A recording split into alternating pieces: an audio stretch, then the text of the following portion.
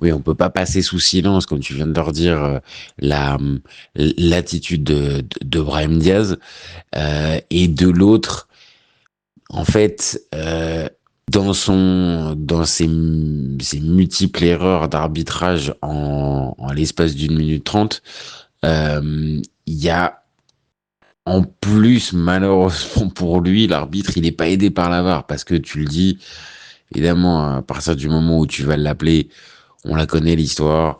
Le penalty va forcément être mis.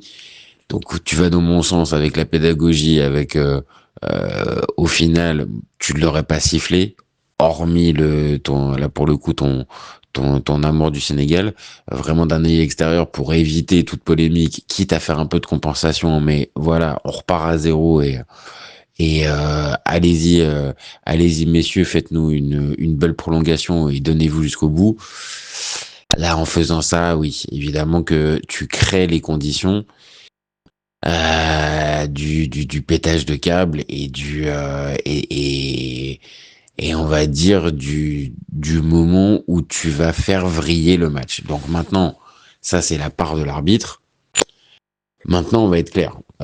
Moi, je vais te donner pareil, comme on le fait depuis le début de ce podcast, ma sensibilité au moment où les Sénégalais, quand ils apprennent la décision de l'arbitre, quand ils décident donc de protester et quelques secondes, dizaines de secondes, minutes après, de quitter la pelouse, moi à chaud, j'ai pas peur de le dire. Et je trouve que c'est la meilleure solution à, à appliquer. Je m'explique. Euh, Cet enchaînement du coup de sifflet, du but refusé, de la non-pédagogie, de peut-être en plus, à ce moment-là, je le vois pas, mais peut-être le hors-jeu sur l'action suivante qui amène le corner, l'attitude pour le corner sur la faute de Diouf sur Diaz. Euh, Tout ça, plus l'appel à la VAR et la décision qui est donnée derrière, et autant être clair, c'est la dernière action de la rencontre, à chaud, je me dis, mais les Sénégalais, ils ont raison. Parce que là, en fait, euh, et je pense on est beaucoup, et je me mets dans la catégorie des mesurés, puisque même si mon cœur pour ce match-là était pour le Sénégal, j'ai pas d'attache particulière avec le Sénégal. Euh, En tant que personne extérieure, en voyant les images, forcément tout le contexte là ressort. Et c'est pour ça, pour moi, que que l'arbitre, en fait, a sa part de responsabilité. Il n'est pas le seul responsable, euh, mais évidemment qu'à ce moment-là, le contexte euh, de l'arbitrage maison qu'on a pu décrire, là, il prend une autre ampleur. Et à ce moment-là, j'avoue que moi, devant mon écran, je me dis non, là, les Sénégalais, c'est trop gros pour que, en gros, ça passe. C'est un scandale, en gros. Bah ouais, ils partent, bah ils ont raison. Et moi, même, j'ai pas peur encore une fois de le dire à ce moment-là, à chaud, j'ai même ma fille qui regarde le match et à ce moment-là, qui est à côté de moi, qui me dit, mais papa, mais qu'est-ce qui se passe? Je dis, mais ils ont raison, mais ils ont raison. Ils ont raison de sortir, c'est pas possible, on peut pas laisser passer ça. Ça, c'est ma réaction à ce moment-là. Maintenant, toi, mon copain, c'est toi encore une fois qui est important dans ce podcast. À ce moment-là, le à chaud, le, le, le refus d'accepter cette sanction du penalty et donc de quitter le terrain, qu'est-ce que tu en penses à chaud à ce moment-là? En vrai, pour le coup, là, j'ai en partie pensé à toi. Surtout par rapport au dernier podcast qu'on a eu à faire, où je parlais de l'arbitrage en ces termes que, voilà, je n'en entendais pas grand-chose. Là, j'ai par moment voulu t'envoyer un message en disant que, voilà, je te l'avais dit, j'en entendais pas grand-chose. l'arbitrage maison, c'est toujours des trucs assez border. Par moment, voilà, par moment c'est gros, par moment c'est subtil, pas 50-50 surtout. Là, c'est toujours plus facile de siffler pour le pays organisateur. Voilà, c'est toujours assez louche. J'avais envie d'écrire tout ça. Mais voilà, d'un coup, je me suis dit, voilà, que les joueurs avaient raison. Je suis bien avis. Je vais pas faire le mec le plus lucide, genre le gars qui était à fond avec Sadio Mané au début. Non, non, là, j'étais pas comme ça. Là, j'étais plutôt, ouais, on arrête le match, là, c'est bon, c'est bon. L'arbitre a fait n'importe quoi. Pour le coup, il est en train de saboter une bonne finale. En plus, globalement, il n'y avait carrément aucune contestation, quasiment, de tout le match jusqu'à ce moment-là. Là, je me dis que voilà, l'arbitre, il a vraiment gâché une finale qui s'était globalement bien passée. Là, j'avais même plus envie de poursuivre le match. Là, pour le coup, j'étais d'accord. Quand presque toute la délégation est rentrée, j'ai aperçu quelques jours, dont Sadio Mané sur la pelouse.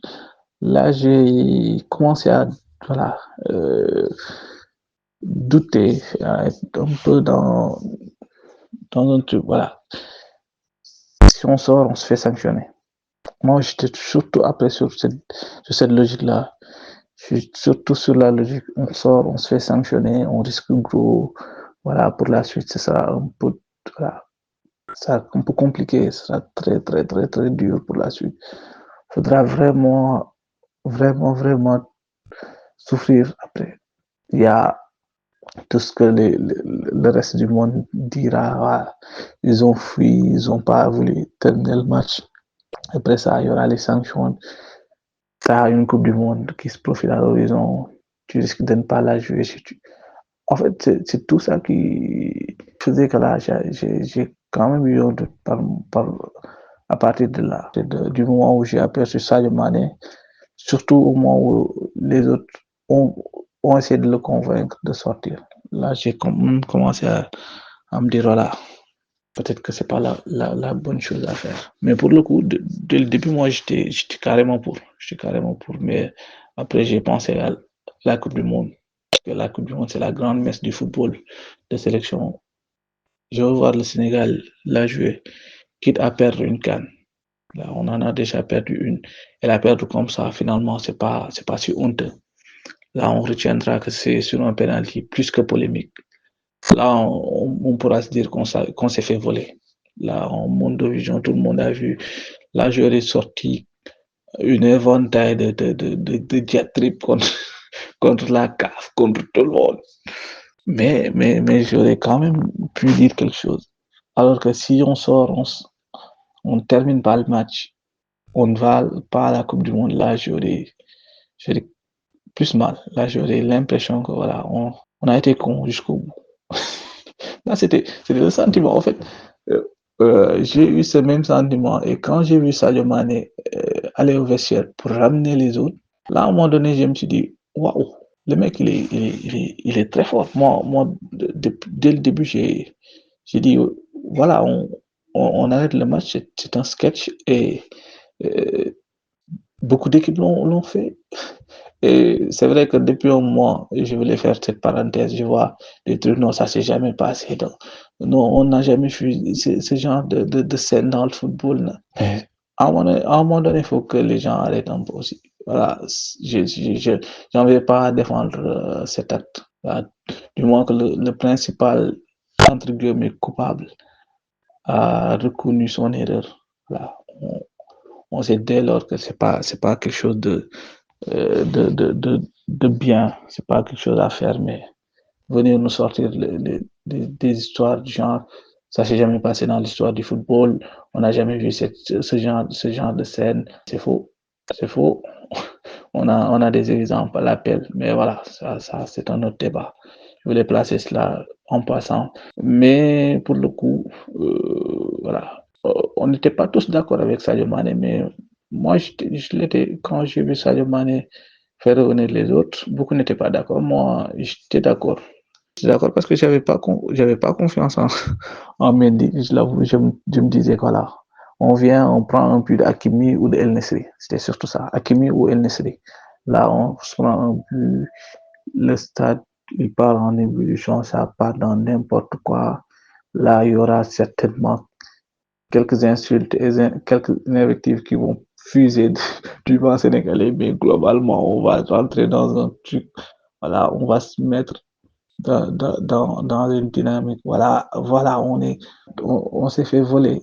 On s'est fait voler. On a été carrément dans un truc où c'est une machination entre la CAF, la FIFA, la sélection marocaine. C'est un truc gros comme le monde. Là, j'ai préparé un truc comme ça. Je t'avoue. Là, j'étais en mode, on rentre sur le terrain, on plante le but. Là, on sort, on largue directement ça. Mais quand même, on perd. Mais on perd en restant sur le terrain, c'était ça. C'est pour ça, en fait, que c'est intéressant de faire ce débat-là à froid, parce que ça permet un tout petit peu d'avoir le recul nécessaire pour se dire, OK, à ce moment-là, pris par l'émotion, l'engouement et ce qui était en train de se dérouler, oui, on peut avoir les uns et les autres, que ça soit les supporters devant leur télé, les joueurs sur la pelouse, même les gens extérieurs, comme je l'ai dit, comme moi, euh, on, on- on- on devient partie prenante en fait dans ce type de moment-là, et on peut perdre la raison. Maintenant, évidemment, t'as raison de le préciser. Si ça avait été le cas, bah oui, je pense que t'aurais sorti tous l'éventail de de critiques sur la CAF et tout le monde, et je pense que ça aurait été aussi la finalité. Mais oui, je pense qu'il y avait beaucoup plus à perdre qu'à gagner. Et quand on prend un tout petit peu de recul, il faut se dire que oui, à ce moment-là, avec cet enchaînement qu'on vient de dire, ça peut être compréhensible. C'est des hommes, c'est pas des surhumains. Mais au-delà de ce fait d'être sorti, bon, il fallait vite reprendre le dessus. Et Papio, je pense qu'il doit s'en rendre compte, mais évidemment, comment ne pas parler à ce moment-là de Sadio Mané?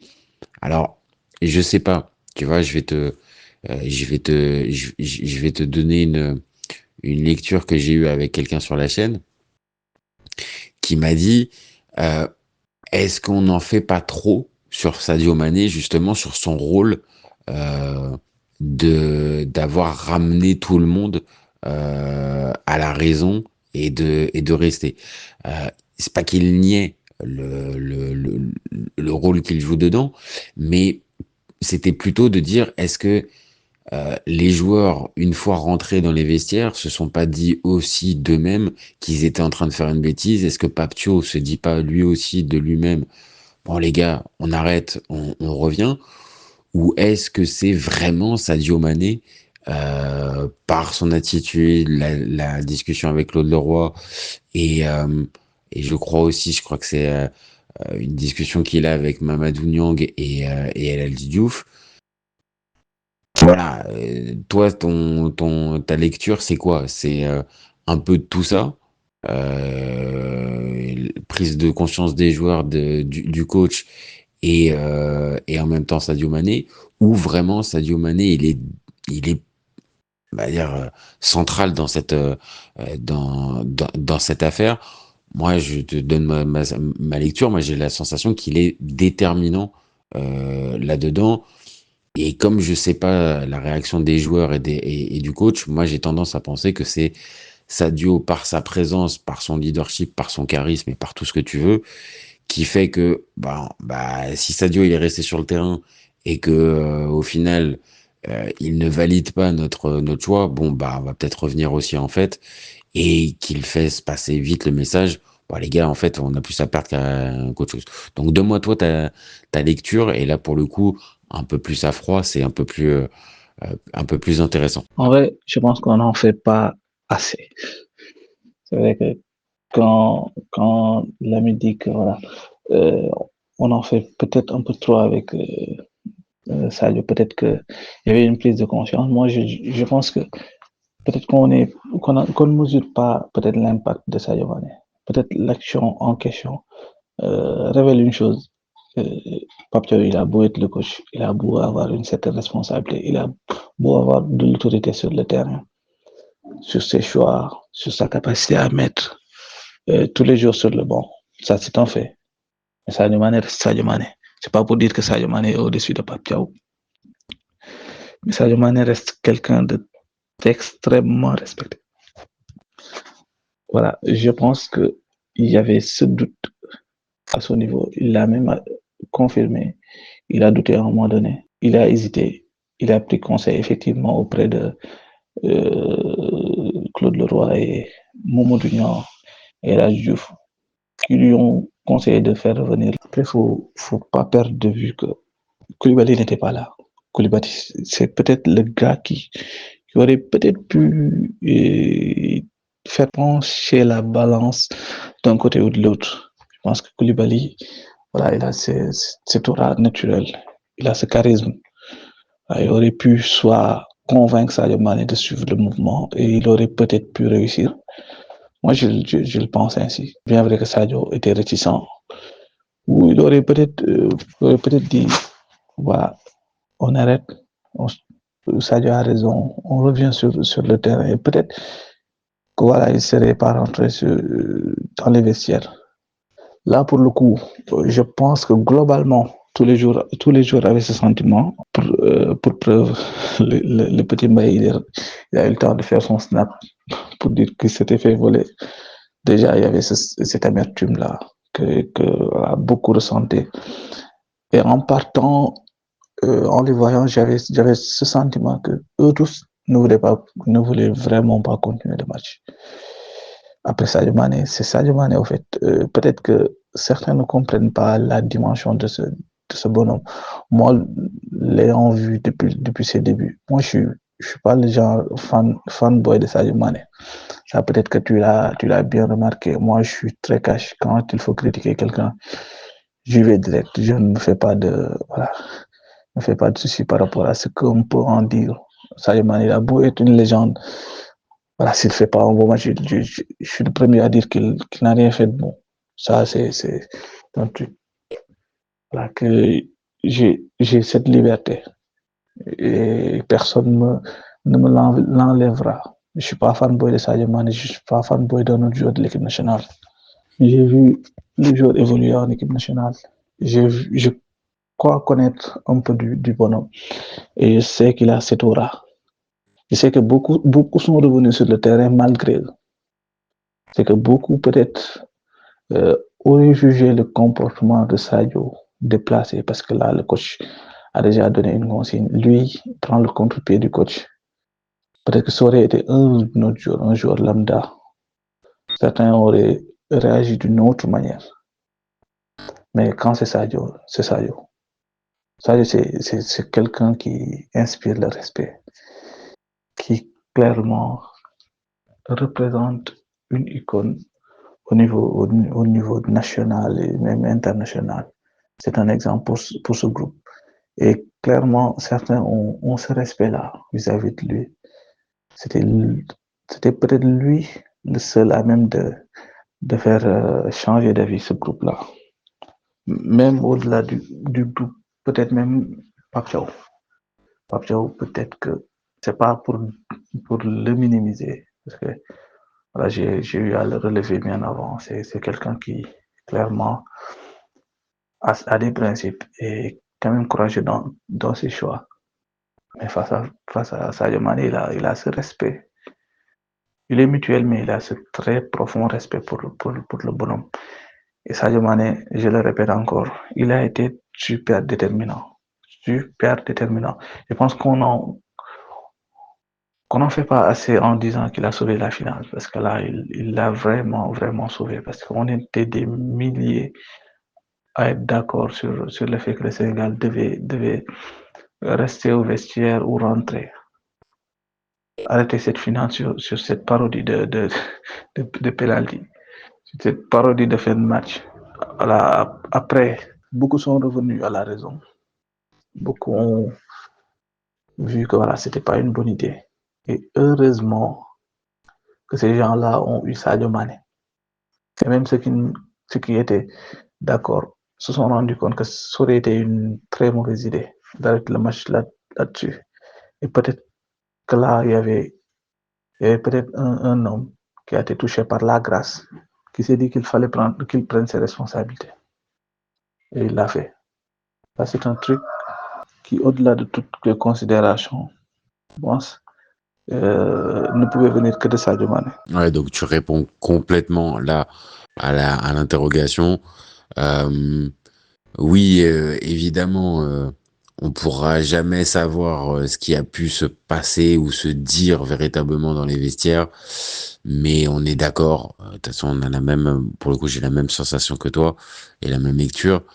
C'est que il est déterminant dans ce choix-là, et c'est pas réécrire l'histoire que ou de le voir plus beau que ce qu'il n'est. Tu l'as dit déjà tout à l'heure. Euh, il a il a assez de charisme et assez d'aura pour pouvoir justement, une fois que sa décision est véritablement prise, emmener tout le groupe avec lui. Donc on a la même lecture, c'est plutôt positif, parce que on parle depuis tout à l'heure, mais globalement on partage la même lecture. Bon, maintenant qu'on a dit, on vient de parler de l'attitude de Sadio Mané, et je pense que à l'avenir on va faire quelques podcasts et sur le bonhomme, parce que je pense il y a beaucoup de choses il y a beaucoup de choses à dire. Maintenant on s'est un peu arrêté sur Sadio Mané, parlons de la suite, parce que bon bah là maintenant euh, le penalty est donné.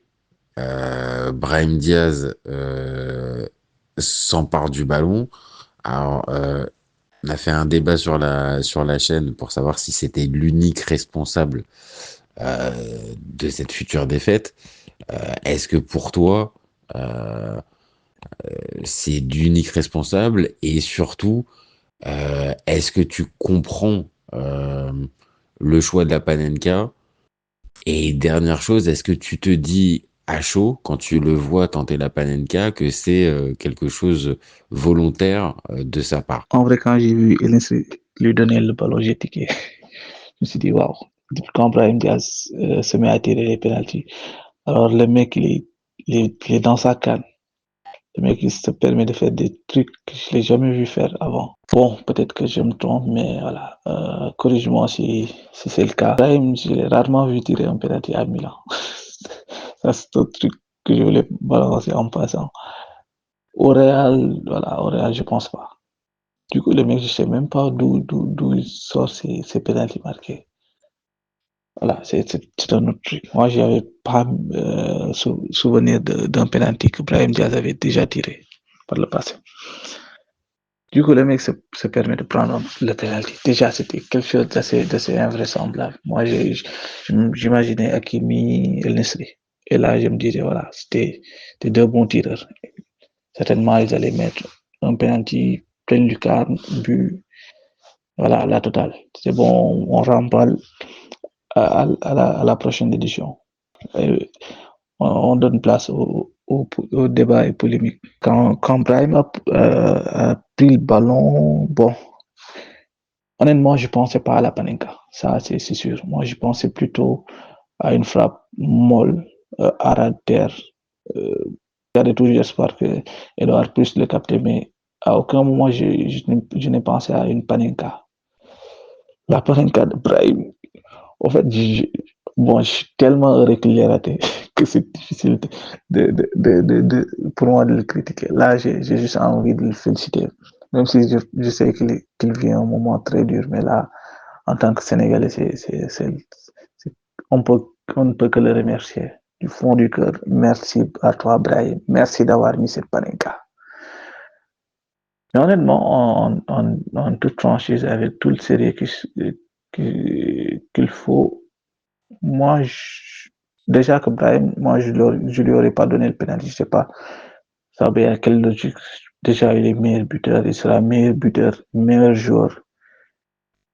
Je trouve pas la pertinence de lui donner un penalty aussi décisif.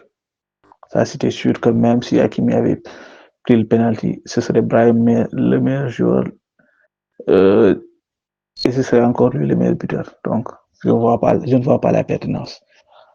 Après, pour la Panenka, bon, c'est un geste technique, en fait. C'est compliqué de juger le geste technique. Déjà, c'est un geste technique assez prétentieux, je l'avoue. C'est un geste technique assez prétentieux. Et à moi, clé du match, je pense que ça aurait jeté un peu plus d'huile sur le feu. Parce que là, ça aurait été une Panenka s'il l'avait réussi, qui aurait semblé à une certaine humiliation. C'est un geste qui est assez humiliant, je l'avoue. Mais c'est un geste quand même technique. Il faut le tenter, il faut le réussir par moment. C'est un geste assez sûr pour le tireur. Il le réussit bien sûr. Par contre, si comme Brahim Diaz, le tireur, il le rate, bon, il devient assez ridicule. C'est ce qui s'est passé. Mais à 80, je sais plus, on avait déjà 15 minutes de conciliabule, c'était un truc assez bizarre. Je sais même pas comment, où les Sénégalais ont vrillé, ça a dégoupillé comme pas possible. 15 minutes, c'était assez long, très long. Après ces 15 minutes, pour moi, le tiré, il doit être concentré. Ibrahim, il était concentré, je pense. Il a été déconcentré, mais il a globalement géré la situation. Il s'est mis dans sa bulle. Mais tu mets un plat du pied ou un coup de pied, mais tout sauf une panenka en force, n'importe où. C'est comme ça, je m'en ai lors de notre dernière finale. Tu mets un coup de pied n'importe où, mais du moins que ça rentre, c'est bon. Là, ça rentre. Tout le monde est heureux. T'es le héros ultime, et là, c'est bon. C'est juste ça, moi. La panenka, c'est difficile à juger parce que quand ça rentre, c'est formidable. Le gars, c'est un monstre, c'est un génie, c'est un crack. Mais quand tu vas, c'est plusieurs interprétations. Mais à sa place, j'aurais pas mis de panenka. À sa place, j'aurais tiré en force. Qu'importe la surface utilisée, mais ce sera en force. Et là, même si la balle ne rentre pas, là, je vais me dire que voilà, au moins j'aurais mis du cœur. Non, mais oui, c'est complètement fou, en fait, de le voir tenter ce geste-là à ce moment-là. Comme tu le dis, c'est à la fois prétentieux et en même temps fou. Dans ce contexte-là, moi, c'est ce que je dis dans le podcast. Je pense qu'il est dépassé. Je pense que on a la même lecture. Il doit jamais, c'est jamais à lui d'aller tirer. Vu son match, vu l'état dans lequel il est mentalement et nerveux, et en plus, tu l'as dit, il est déjà meilleur buteur de la compétition, donc ça ne changera rien à ce niveau-là, où il va sûrement finir meilleur joueur si le Maroc gagne. Donc oui, plutôt Hakimi. Alors Hakimi, il y avait l'échec face à l'Afrique du Sud en 2023, qui devait rester, mais En-Nesyri restait sur une réussite en demi-finale contre le Nigeria. Et je pense que c'est une vraie erreur de la part de Regragui, qui avait du temps euh, devant lui à ce moment-là, vu la quinzaine de minutes qui se passent, pour surtout dire si le penalty est tiré, non, laissez Brahim, c'est pas à lui d'aller le tirer, il n'est pas mentalement prêt pour aller le tirer. On a vu le résultat, et moi je pense qu'il est dépassé. Voilà, moi je pense que c'est véritablement ça. Il est dépassé et il tente la panenka pour essayer de déstabiliser Mendy en se disant il ne va jamais penser que je vais tenter une panenka à ce moment-là du match. Et c'est un pari perdu parce qu'en plus, non seulement Mendy va la sortir, mais en plus la Panenka est tellement mal exécutée, elle est tellement ratée que voilà, on aura l'occasion d'en parler dans quelques jours, pareil sur la chaîne, dans un autre podcast et en vidéo, avec Reda, notre supporter marocain. Mais lui, déjà, c'est sa lecture. C'est un manque de respect vis-à-vis du peuple marocain, encore plus vu son intégration et son passé récent avec la sélection. Donc ça, c'est un autre débat. On reviendra dessus un peu plus tard. Bon, maintenant que ce penalty est raté et que, bah, évidemment, je m'en doute, tu cries à la justice et non pas à l'injustice. Une petite dédicace à Chancel Mbemba. Euh, bon, prolongation. Moi, je vais pas te mentir, à ce moment-là, je suis partagé entre deux. Entre le Sénégal, c'est pas possible qu'avec ce scénario-là, ça aille pas au bout. Et de l'autre, le Maroc, après ça, euh, va peut-être avoir le supplément d'âme et va aller la chercher. Mais très vite, je vois que les Marocains, ils ont pris une claque. Ils ont pris une claque, même s'il y a l'entrée d'Igaman qui donne un petit quelque chose. Tu sens quand même que ils ont pris une claque après ce, après ce penalty raté. Et après ça, bon, bah, on arrive dans une logique où, oui, le Sénégal commence à reprendre la mesure, le système de Papio marche, et je te le dis, mentalement, moi, très vite, en début de deuxième mi-temps, je sens plus je sens plus le deuxième, troisième, quatrième souffle des Marocains. Là, ils sont cuits. Donc, est-ce que toi, tu as la même sensation quand le penalty est raté et qu'on continue et qu'on enchaîne, que ça va tourner pour le Sénégal ou pas? Juste petite précision, je rappelle juste que j'avais dit en prédiction que le Sénégal, si ça venait à se passer, il y aurait peut-être un but en prolongation. Bon, j'étais pas très très loin sur mon pronostic. Oui, je confirme. Je confirme, tu avais vu les prolongations. Moi, je sais pas si tu avais aussi prédit un but de Pape Gueye. Mais voilà, ça aurait été magnifique de trouver les deux. Mais pas évident du tout. Après, euh, après, penalty raté, c'est à moi, c'est la justice de Dieu pour ceux qui ont la ref. Voilà, c'est ça, c'est juste ça. Je pense que c'est le point de bascule. Moi, j'ai après ce penalty raté, j'ai clairement dit qu'on allait gagner. Ça, c'était un truc, voilà, logique, logique à mon avis. Ça, c'était juste euh, la suite logique. Il rate le ballon qui devait les faire gagner, le ballon du sacre. Là, il le rate. Automatiquement, on a 30 minutes pour retourner la situation. Et là, on est revenu, comme ça, je l'ai dit, se battre comme des hommes. Là, on a miraculeusement réussi à ne pas prendre ce but-là. Et encore une fois, big dédicace à notre frère, notre ami, le, le grand Brahim Diaz pour sa parenka. Et ben, plus sérieusement, là, après ce penalty aussi, moi, clairement, je me suis dit que qu'importe le temps que ça va prendre, même au tir au but, là, on a cette ascendance psychologique. Là, Bounou, même s'il est énorme sur tir au but, là, même si on arrive là-bas, voilà, il y a pas de souci à se faire. On gagne le match. Parce que là, on a traversé des situations exceptionnelles. Là, on est sur un moment incroyable. Là, depuis Crépin et, et son forfait jusqu'à ce penalty raté, là, tout était fait pour qu'on gagne. Tout le scénario, l'histoire était écrite. Là, on ne pouvait pas perdre ce match. Là, c'était que si on devait perdre ce match, c'était sur ce penalty. Le penalty, il l'a raté.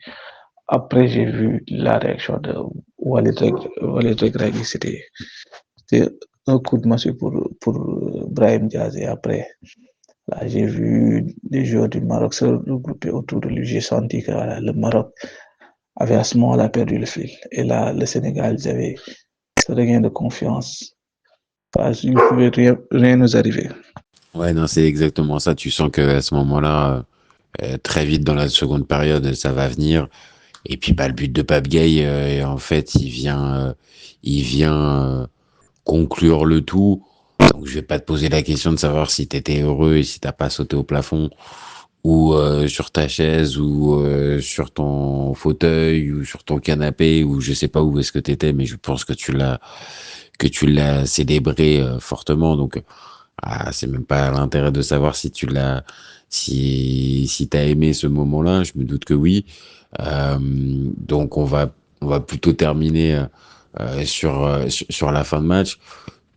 Tu la sens je pense que tu vas me répondre assez rapidement, mais à partir du but de Pape Gueye, pour toi, c'est une formalité pour toi. Ça y est, c'est bon, on y est. En plus, il y a la, il y a la comment, le fait que le Maroc se retrouve à 10.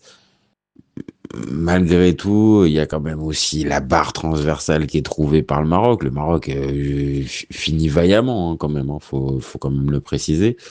Mais bon, comme on l'a dit aussi, la sensation d'être passé par plein d'étapes pendant le match te fait dire que oui, au but de Pape Gueye, c'est bon. C'est ça, tu valides? En fait, après le but de Pape Gueye, je t'avoue, moi, j'ai perdu le fil à partir du but de Pape Gueye. Voilà, je me souviens de tout ce qui s'est passé. Mais clairement, sur le direct, voilà, j'avais pas perdu le fil. En fait, c'est après que j'ai vu que voilà, le Maroc était à 10. J'avais vu Igaman sortir, mais je pensais qu'il avait été remplacé. Là, pour dire que j'étais en mode, voilà, que ça se termine le plus vite possible. Là, le temps, il paraissait tellement long. Voilà, c'était assez interminable. C'était un truc, voilà, où je savais que ça sentait bon et que, voilà, j'attendais ce but, il est venu, c'est bon. Mais là, faut que le match s'arrête. Et, et le plus tôt sera le mieux. Là, même au niveau des actions qu'on a eues, surtout celle de ces Chérif Ndiaye ou l'accélération assez somptueuse de Ibrahima Mbaye. Là, moi, à ce moment du match, je me disais, voilà, faites ce que vous voulez, mais du moment que l'arbitre siffle la fin, moi, ça me va. Du moment que l'arbitre siffle la fin et que on est devant au tableau d'affichage, moi, vous pouvez faire tout ce que vous voulez.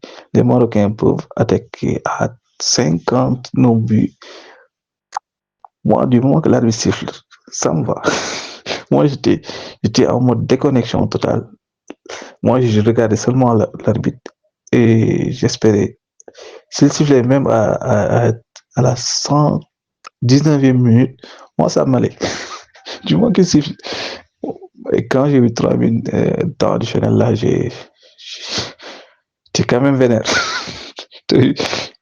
T'as vu, j'étais en mode juste que ça se termine et qu'on aille célébrer parce que c'était long et stressant. Ah ouais, donc malgré la sérénité du but de Pape Gueye, ouais, fallait quand même vite conclure. Ouais, je comprends bien. Bah oui, ce qui est un peu logique aussi, après toutes les étapes qu'on a dit. Oui, il faudrait vite que ça s'arrête pour le Sénégal et pour ton cœur et le cœur de millions de Sénégalais. Euh, Maintenant, voilà, on arrive à la fin de notre podcast. Je vais te poser la première question qui était principale dans notre podcast. Comment tu apprécies la victoire? Alors, elle se décline en deux parties, cette question. Comment tu apprécies la victoire à chaud? Donc, comme on vient de le dire, avec tout ce déroulé, avec toutes ces émotions et avec, comment dire, toute cette dramaturgie positive au final, comment tu l'apprécies à ce moment-là? Et 48 heures après, avec le recul, pareil, tu apprécies cette victoire du Sénégal face au Maroc en finale de la CAN 2025. La chose, c'est quand même un soulagement après beaucoup de choses qui se sont déroulées durant le match, mais avant le match aussi. Il y a eu beaucoup de choses qui se sont déroulées. Voilà. Globalement, je l'apprécie très positivement au coup de sifflet final, mais j'ai toujours ce sentiment bizarre. Je suis resté scotché parce que scotché vraiment pris de haut par tous ces événements. Je ne m'attendais pas à tout ça. En fait, j'étais tellement heureux, mais à la fois tellement surpris par la dramaturgie, voilà, tous ces rebondissements. Voilà, j'étais à la limite même. Bon, certains auraient sauté au plafond, peut-être c'est sorti, hurler de joie, mais moi j'étais à la fois heureux, tellement submergé par la joie, mais incapable de réaliser à cause de tout ce qui s'est passé. Là, j'étais clairement dans cet état d'esprit. Bon, à tête reposée, bon, froidement, je suis toujours content, toujours aussi heureux et fier des Lions, toujours aussi voilà, content du résultat, content du sacre et content de ma prémonition d'avant parce que depuis le début, je parle du soir du 18. Et de ce soir-là, je disais beaucoup de choses comme la victoire du Sénégal. Et je suis très heureux que voilà, mes prédictions, bon, globalement, n'ont pas été justes, mais la principale a quand même eu à se réaliser. Voilà. Après j'ai quand même ce sentiment assez bizarre parce que voilà, il y a des choses qui sont passées, comme le fait de rentrer au vestiaire et de ressortir après. Heureusement qu'on est ressorti, mais le fait de rentrer au vestiaire n'était pas la bonne solution. Et Pape Diop l'a confirmé. Mais bon, c'est à mettre sur le coup de l'émotion, le fait que le groupe a été submergé par beaucoup de faits. Par moment, il y a eu beaucoup d'événements qui sont déroulés, peut-être qui ont expliqué cela. Eux ne veulent pas s'exprimer par rapport à certaines choses, mais peut-être qu'ils ont vécu des choses qui ont peut-être poussé le groupe à réagir ainsi. Peut-être c'est à mettre peut-être sur le compte de l'émotion. Parce que là, on a joué avant cette finale de dimanche, on avait joué 3 finales, on en a perdu les 2. Là, on s'est jamais comporté de la sorte. Peut-être que voilà, il y avait ce trop plein d'émotions qui a fait que voilà. D'habitude, le Sénégal n'est pas coutumier des faits. Le Sénégal voilà, n'a jamais eu à adopter un tel comportement en finale de CAN. A toujours été réglo du début à la fin. Là, c'est peut-être les événements qui ont conduit à cela et on a eu à assez les relever. Après, quand je parlais de sentiments contrastés, c'était surtout par rapport à ce qui s'est passé dans les tribunes. Là, il y a eu de la violence physique et ça, j'ai eu un peu mal parce que voilà, ça dégrade un peu l'image du Sénégal. Et ça dégrade l'image de ces supporters-là qui sont globalement très sportifs. C'est pas pour les dédouaner ou pour leur, voilà, pour plaider leur cause, mais voilà. Faudrait faire un tour sur les éditions précédentes ou revoir leurs vidéos. Ils ont toujours été irréprochables. Ils ont toujours été irréprochables. Les voir se battre comme ça et se donner un spectacle, malheureusement, ça me fait mal parce que je connais ce groupe de supporters, il est très responsable, il est très, très responsable. Et sinon, voilà, c'est à mettre sur le coup d'une finale qui a versé dans la folie, dans l'irrationnel. Là c'était clairement un ensemble qui a clairement pété les plombs. Et à côté, t'as le coup des serviettes. C'est en fait un truc. Cette finale, c'est un truc assez bizarre. On est rentré dans l'irrationnel total. Et voilà, c'était ça. Et après, il y a tous les commentaires qui fusent de partout pour nous donner des leçons par rapport à telle ou telle chose. Ça, ça, ça, ça va au-delà de ça. Voilà, c'est plus plutôt par rapport à ça, ce contraste-là que j'évoquais dès le début.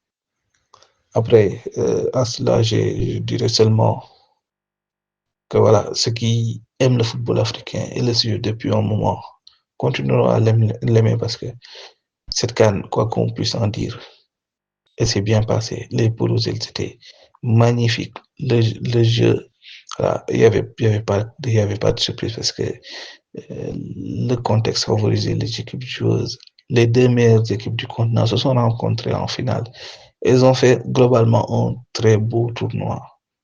Ils ont, il y a eu ce fait-là qui gâte l'image de cette finale, mais elle ne saurait vraiment résumer la CAN et surtout la prestation du Sénégal. Je pense que c'est ce que j'avais à dire. La CAN, elle est magnifique dans l'organisation, mais aussi euh, au niveau spectacle. C'est quelque chose. Et qu'on veuille clairement réduire cela. Et ce qu'ils font, faut juste consulter leurs commentaires d'avant. C'est juste ceux qui cherchaient toujours la petite bête qui s'attardait sur des faits, à savoir une pelouse qui ressemblait à un champ de patates, qui parlait de la CAN, qui se jouait en décembre, qui était là à chouiner tout le temps, tout le temps sur des détails qui clairement n'en valaient pas la peine. C'est eux qui viennent nous parler de honte du football. Ça, j'ai du mal avec ça. C'est peut-être le contraste après, côté humain. J'espère que voilà, ça ne doit pas entacher la relation qu'il y avait entre le Sénégal et le Maroc, qui, je l'avais soulevé, sont des pays frères. Que cela reste du foot, c'était du foot, que cela reste du foot surtout. Ce que je comprends, c'est que t'es plus pris et on va dire à la limite un peu plus sidéré par l'enchaînement et donc cette victoire finale après toutes les émotions, euh, on va dire données en aussi peu de temps. Donc à chaud, tu célèbres, mais t'es plus, oui, sidéré, pris par ce que tu viens de voir, si je résume bien. Et de l'autre côté, à froid, euh, je sens plus de mesures et le bilan ne doit pas être terni par ce qui s'est passé, le bilan de la CAN aussi. Et tu as raison de le préciser euh, dans, dans la deuxième partie de ton argumentaire, c'est que oui, il faudrait pas trop non plus réduire cette CAN et la CAN en elle-même à chaque fois à une compétition de seconde zone. Euh, oui, il y a des particularités, on le répète à chaque fois, mais tout comme dans la Copa América, il y a des particularités, tout comme dans la Coupe d'Asie des Nations, il y a des particularités, et même à l'Euro aussi, il y a des particularités. N'en veuille à tous les amateurs du football occidental traditionnel. Il y a des particularités dans chaque type de football, donc la CAN n'échappe pas à cette règle. Donc les généralités, bah oui, sur cette chaîne en tout cas, on essaie de de plutôt lutter contre et essayer de faire tomber certaines barrières. Donc oui, j'entends bien que à la fin, il y a aussi cette CAN qui s'est particulièrement bien déroulée dans plein d'aspects. L'organisation s'est bien passée. Et évidemment, on ne peut que déplorer ce qui s'est passé en termes de sécurité et pour les stadiers qui sont, au moment où on fait ce podcast, je crois dans un état critique pour certains. Enfin, bon, on va être totalement d'accord. De toute façon, il n'y a même pas besoin de revenir dessus, sur le fait qu'on ne cautionne pas la violence et tous les débordements qu'il y a pu avoir. Et que même, là pour le coup, c'est moi qui prend on va dire le lead là-dessus. Euh, Même en cas de frustration, on doit jamais dépasser les bornes qu'on a pu voir, aller taper des gens, se mettre dans des états comme ça, c'est pas possible. On ne peut pas. Euh, Maintenant, voilà, j'ai ta mesure après et j'ai ta sidération au début. Ça répond à notre question principale du podcast.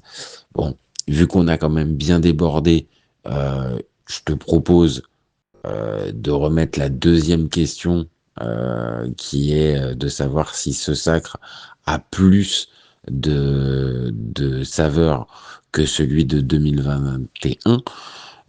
On s'y perd maintenant avec les sacres des lions.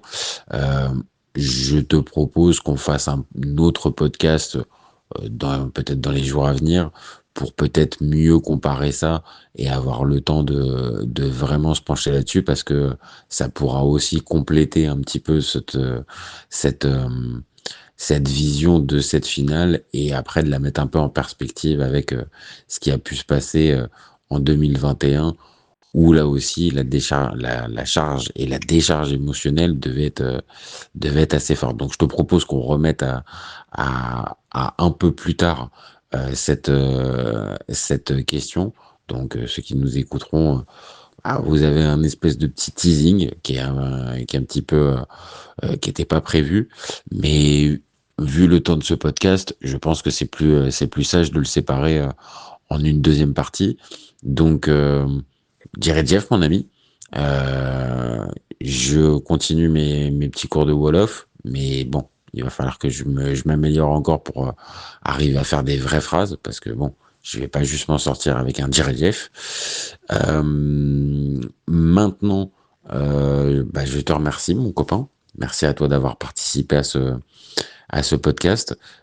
C'était encore une fois un vrai plaisir et, euh, et je pense très intéressant d'avoir cette lecture du match et des émotions d'un supporter sénégalais. On le répète encore une fois, Baba, c'est un vrai supporter sénégalais. Donc, merci à toi d'avoir participé à ce podcast. C'était un véritable plaisir de t'avoir avec nous. C'est moi qui te remercie, l'ami. Je pense que voilà, on était parti pour répondre facilement aux deux questions là.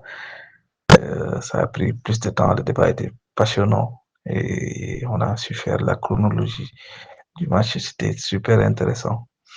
Là, le teasing il est parfait. Le teasing il est parfait et on se dit à ces jours-ci pour la deuxième partie, la deuxième question. Avec grand plaisir, mon copain. Tu le sais très bien, t'es ici chez toi sur la chaîne du FC Copain. Nous, on se retrouve très vite. Vous n'hésitez pas à commenter, liker et partager. N'hésitez pas non plus à vous abonner. C'est ce qui nous donne de la force et c'est ce qui nous donne envie de continuer. Et vous gardez en tête qu'au FC Copain, on est ouvert toute l'année. Ciao les copains. Ciao.